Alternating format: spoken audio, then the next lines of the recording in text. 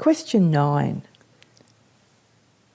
Does the belief that Jesus is God make it more difficult to feel God directly and to find the way home?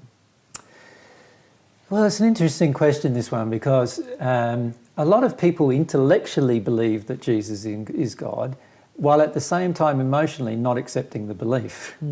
Does that make sense? Yes. So it really depends on whether the belief has been somehow imbibed in the soul as to how it controls their relationship with God.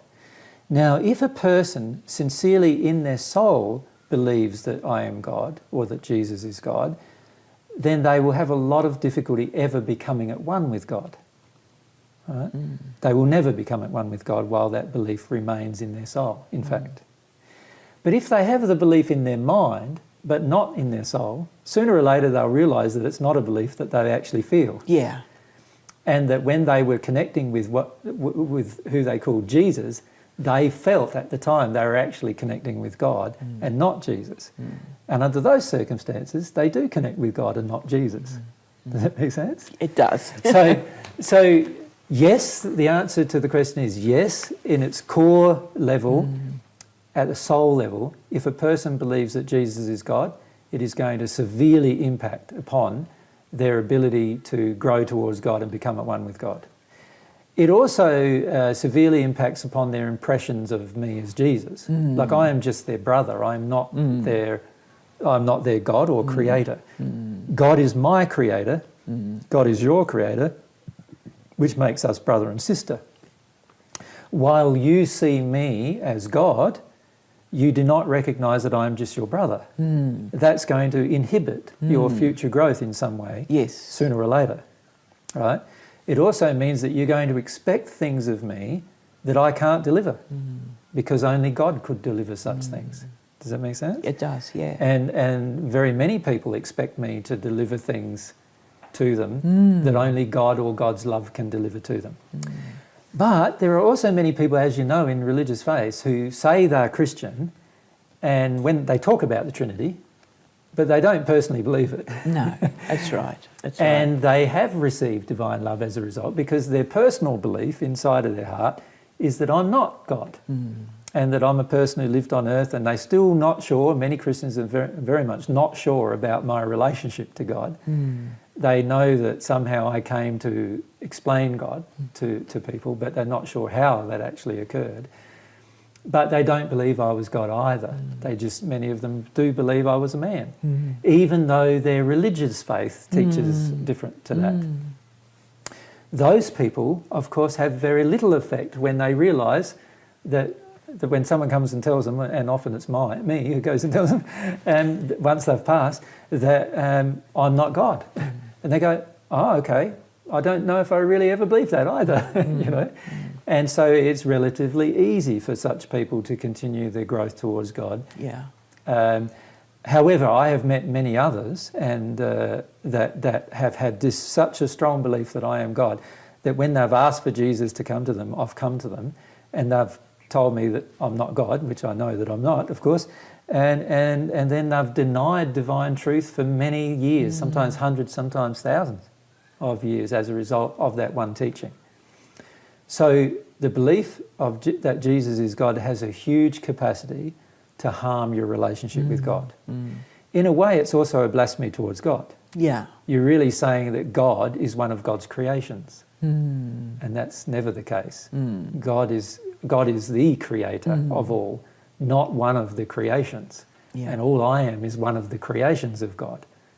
So we're really, in a way, blaspheming the true nature of God. Or if we use another word, we're misrepresenting the true nature of God. Now, we cannot become at one with God while we misrepresent the true nature of God to ourselves.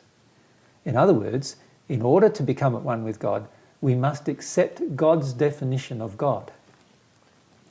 And God's definition of God is not the Trinity, and God's definition of God is not that Jesus is God.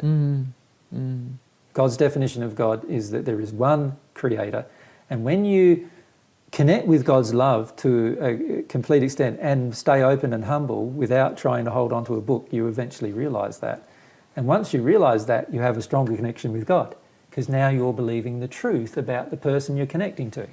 It's a bit like me and you. If I connected with you and you said to me, "Hi, AJ, my name's Claire," and I go, "Oh, hello, Rosemary, hello, Rosemary," and you go, "No, my name's Claire," and I say, "Hello, Rosemary." You live in Canada, don't you? No, I live over there. And I go, "Yeah, you live in Canada?" And you go, "No, I live in Wigsdale." And I go, "No, you live in Canada. I'm sure you do." And I don't listen to a single definition that you give me about yourself. Yes. How much of a good relationship are we ever going to have? You'll look at me and go, "This man's crazy, right? He believes a heap of things about me that are not true."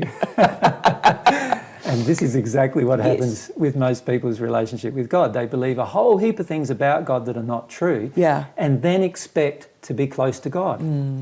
Now, you can't achieve closeness to somebody while you believe a whole heap of false things about them. Just like I can't expect to achieve closeness with you while I believe a whole heap of false things about you. So my suggestion to people is we need to come to terms with what God really is, rather than believing a whole heap of false things about God. Jesus is not God. If I hold on to the belief that Jesus is God, at some point in my future, God's going to say, "Yeah, you believe a whole heap of things about me that are not true, including you believe that Jesus is me, and Jesus isn't me. See, so there's Jesus over there." And I say, "Yeah, here I am, I'm over here. I'm not God."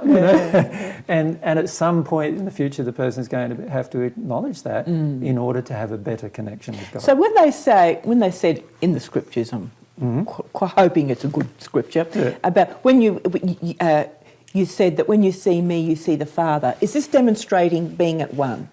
Yes, what I was saying when I said that, I said something like that. I said that when you see me, you see my Father's qualities mirrored in me. And when you become at one with God, you're in complete harmony with God's love. So everyone around you sees how God would act in the same situation. Does that make sense? So in a way, when you see the person who's at one with God, you can go, "Wow, that's also what God was like, or what God is like." And that's what I was saying to people. I was saying to people that once I was at one with God, they could see what God was like. Just by examining my behaviour with people, they would be able to see how God would treat those people.